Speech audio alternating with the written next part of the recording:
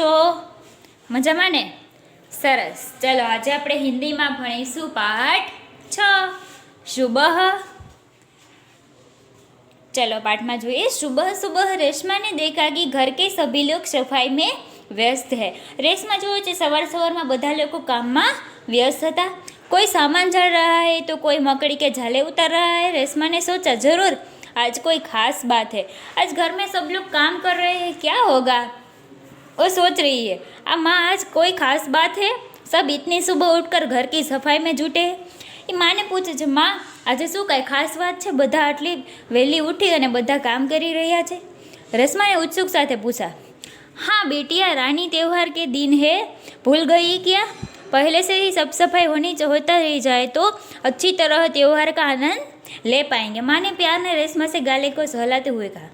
हाँ बेटिया, रानी त्यौहार है। ओह, मैं तो एकदम भूलकर हो गई। पर माँ आपने मुझे तो कोई काम सौंपा ही नहीं, मैं क्या करूँ बताओ माँ? તમે મને કંઈ કામ ન સોંપ્યું, મને બતાવો કામ।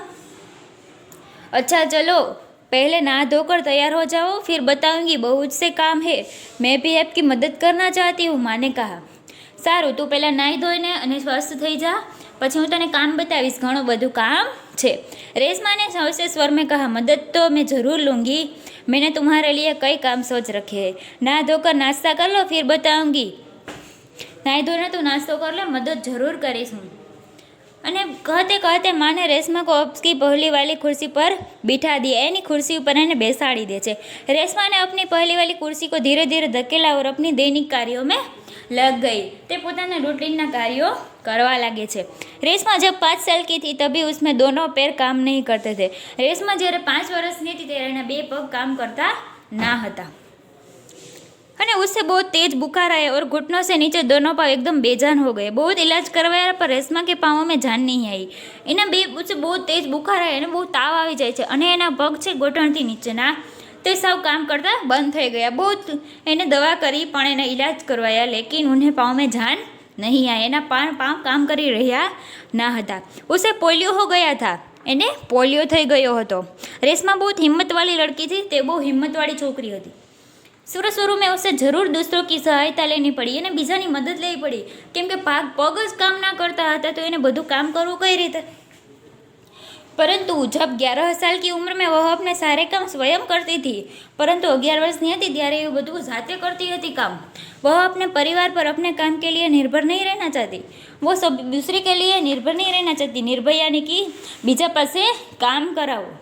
परिवार के सभी सदस्य, पिताजी, छोटू, भाई, गोलू, दादाजी, दादा भी सभी उसे बहुत प्यार करते थे। બધા લોકો એને બહુ પ્યાર કરતા હતા। वह सबकी आंखों का तारा थी, वह બધા बहुत એને प्यार करता હતા। माँ ने रसोई के घर में सारे बर्तन, डिब्बे, बोतलें नीचे उतार कर साफ कर दिए थे। माँ ने रसोई घर में वासण બધા साफ કરી અને ડબ્બા બધું મૂકી દીધું હતું। उन्होंने रेशमा को आवाज़ दी, रेशू अगर तुमने नाश्ता कर लिया हो तो काम में मेरा हाथ बटाओ। रेशमा ते नाश्तो कर लीधो है तो मने काम कराओ। हाँ माँ, मैंने नाश्ता कर लिया, दूध का मेवे वाला दलिया बहुत अच्छा बना है। वो माँ ने कहने लगे, हाँ मम्मी मैं नाश्तो कर लीधो, दूध में बनावेला नाश्तो बहुत सारो छे। माँ ने हाथ धोकर अभी आती हूँ। माँ हाथ धोઈને હમણાં આવું છું। रेशमा अपनी कुर्सी को धकेलते हुए रसोई घर में पहुँचे छे। ते रसोई घर पासे जाए छे।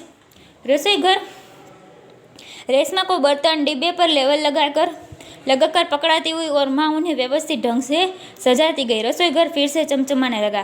दोनों के काम से ही बहुत रसोई घर चमकवा लगे थे। पिताजी दफ्तर चले गए।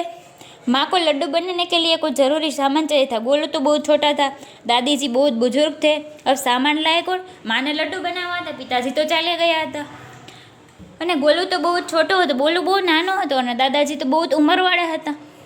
सामान कौन लावे? बा परेशान थी, माँ ने परेशानी थी, कौन लावी देશે? ओ रेशमा को कहाँ सामान ले जाऊंगी? रेशमा के मैं कहाँ से जाऊँ सामान लेने? बस आप मुझे सामान की लिस्ट और एक थैला दे दीजिए। वो कहे मैंने एक थैलो आपी दे सामान नो, तुम ले आओगी अकेले? माँ ने पूछा। एक बार पहले भी तो लाई थी। रेशमा की आवाज़ में दृढ़ता थी। हाँ पहला हूँ तो लाई थी। तो ठीक है तुम ही ले आओ, लेकिन ध्यान से जाना, सारा सामान नुक्कड़ वाली दुकान से ही मिल जाएगा। थोड़ी देर बाद रेशमा सारा सामान लेकर लौटी। रेशमा બધું લઈને આવે છે। उसने गोलू को आवाज़ दी, गोलू ये लो तुम्हारे लिए टॉफ़ी लाई हूँ। गोलू टॉफ़ी पाकर खुश से उछलने लगा। कुछ ही दिन बीते थे। एक दिन शाम की रेशमा को घर दिए के झिलमिल प्रकाश से जगमगाने लगा। घर में एने प्रश्न रहो तो पूरा मोहल्ला जगमगा रहा था।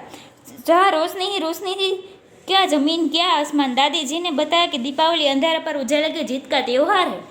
बुराई पर अच्छाई और असत्य पर सत्य की जीत सदा जीत होती है। इस दिन रावण को पराजित कर राम अयोध्या लौटे थे। इस खुशी में त्योहार मनाया जाता है। रेशमा और गोलू बड़े ध्यान से दादाजी की बात सुन रहे थे। कुछ देर बाद सबने मिलकर पूजा की और प्रसाद खाया। गोलू अपने दोस्तों के साथ पटाखे छुड़ाने में मग्न हो गए। रेशमा अपने दादा दादी के साथ फुलझड़ियाँ जला रही थी। इतने में रेशमा ने ये क्या देखा कि गोलू ने जिसे पटाखे को बुझा हुआ समझकर छोड़ दिया था, उसमें से चिंगारियाँ निकलने लगी थी। गोलू को पिटाए पटाखे की तरह थी। रेशमा चिल्लाई, गोलू गोलू बचो, तुम्हारे पीछे पटाखा है। पटाखे में शोर में रेशमा की आवाज़ दब गई। बाकी लोग कुछ समझ पाते। सबसे पहले रेशमा जल्दी जल्दी कुर्सी को धकेलते गोलू के पास जा पहुंची। उसने गोलू को जोर से धक्का दिया और खुद आगे निकल गए। गोलू ने धक्को मारे છે એની પાછળ ફટાકડો હતો અને जोर का धमाका हुआ। कुर्सी गति के कारण धड़ाम जोर फटाकड़ो फूटियो। कुछ रेशमा की कुर्ती ने जल से बचा लिया। गोलू को कुछ समझ नहीं आया कि धक्का मारने से किसने दिया और क्यों किया। गोलू ने लग्યું મને કોણે ધક્કો માર્યો, કેમ માર્યો, શું કામ મારે છે। धमकी की आवाज़ सुनकर माँ पिताजी भी बाहर दौड़ाए और कुर्सी रेशमा के ऊपर थी और रेशमा नीचे थी। હવે શું થયું? कुर्सी હતી रेशमा के ऊपर હતી और रेशमा एनी नीचे थी। तो पिताजी ने कुर्सी सीधी की और रेशमा को उस पर बिठा दिया। माँ भयभीत थी, बोली, कहीं तो चोट न लगी ने रेशू, तने वाग्યું तो नहीं ने रेशमा। रेशमा ने उन्हें सारी बात बताई। रेशमा ने बधी बात बताई है। सबने रेशमा की पीठ थपथपाई। वाह रेशमा, बहुत सारो काम करे। गोलू रेशमा के पास आकर नाटकीय ढंग से बोला, दीदी आज तो आपने मेरी जान बचा ली।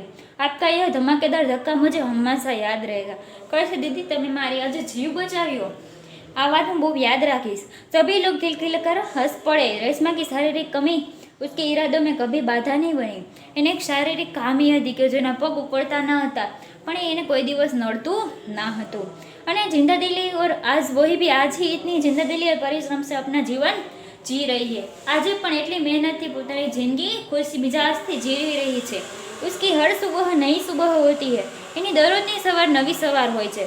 हर सुबह अपने काम में ही नई इरादा से झूठ लाती है। બહુ સારી રીતે એમની ખુશ મિજાજથી જિંદગી જીવે છે।